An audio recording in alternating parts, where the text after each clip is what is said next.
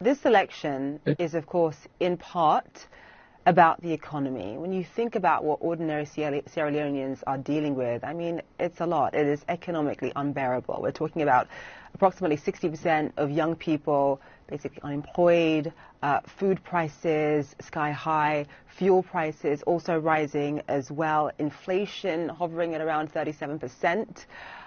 Just explain to our audience why President Bio should be given another chance. Why should he be elected to a second term? Well, so context matters here. President Bio inherited an economy that was virtually on life support. You had real GDP growth at 3.5%. Inflation was hovering around 18%. Major mines had shut down, creating joblessness amongst young people and ushering in grinding horrendous poverty. At the same time, we had a domestic debt overhang of about $650 million, external debt of about $1.75 billion. So we had a lot of odds stacked against this president at the time he took over. But he was very determined, true to his manifesto commitment, to ensure an effective and efficient management of the state and her resources. He was able to introduce very stringent and well-thought-through policies and mechanisms to rebound the economy. We introduced, for example, the Treasury single account. We blocked leakages and sundry other interventions. So as at 2019, the economy had rebounded to 5.6%. Domestic revenue to GDP ratio had grown to 15.7%, up from 12.3% in 2018 when he took over. Inflation was already down, the best in decade, to 9.57%. Mohammed, so all of these things happened. I'm going to jump in because we have limited time.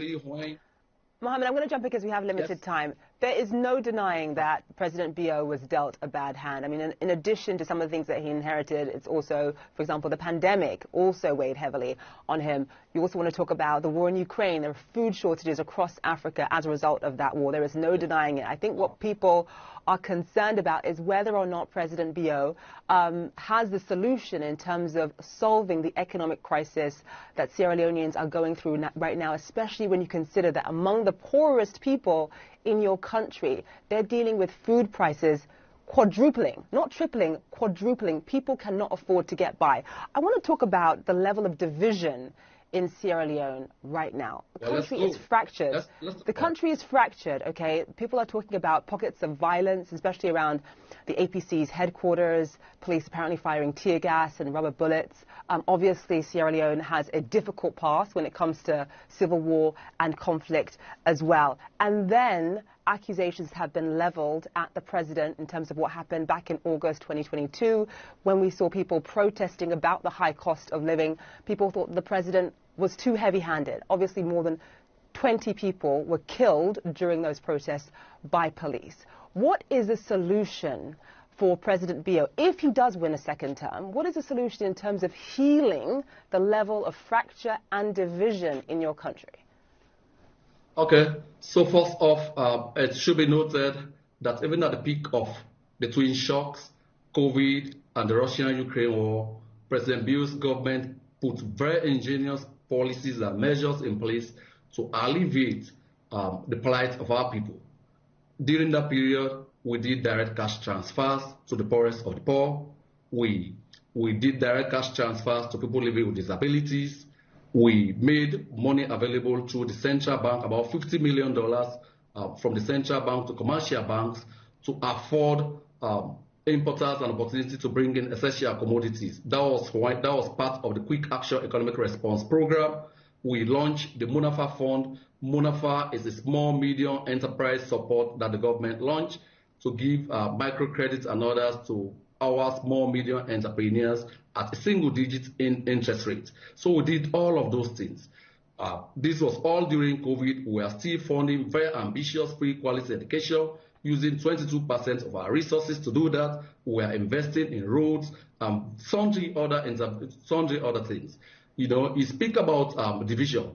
Government is very concerned We have always noted Sierra Leone is a very highly divided nation, but this division has been sharpened by bad politicians without a message, whose only weapon in their arsenal is appealing to ethno-regional sentiments. I mean, this is very akin to the APC. In 2007, on the eve of the announcement of results, former President Nkrumah said in a BBC interview that he would make the country ungovernable if the elections did not go his way. Fast forward 2018, Dr. Samora Kamara, who is President Bio's challenger, but that wasn't my question. I'm not asking you to blame. Sorry, I'm not asking you to blame the opposition. I'm asking if President Bio wins re-election, what is his goal in terms of healing the country? That was my question. So already he started that job. Since the Civil War ended in 2002, there was a recommendation in the Truth and Reconciliation Commission report for governments to set up a National Commission for Peace and Reconciliation. Governments have come and gone. Nobody has done it. President Bio has taken it from concept, from recommendation, to various processes. Today, we have the Independent Commission for Peace and Reconciliation. When we convened the national conference, all well-meaning Sierra Leoneans attended except the APC. They are not interested in that. Fast forward, again, President Bio has had a record. Even Dr. Samora Kamara, with the benefit of hindsight, was appointed for the first time in government and cabinet by President Bio in 1996. So this cannot be a divisionist. President Bio believes in Sierra Leone. He does not see sand, grains of sand. He sees the whole beach. He does not see trees. He sees forests. He looks for the very best Sierra Leoneans to work with. It is in fact in that spirit that he's been able to forge aggressive alliance with Dr. Kane Yom Kela so that we can bring the best and better to solve our very binding. We are out of time. Thank you so much for your time this afternoon. We appreciate it.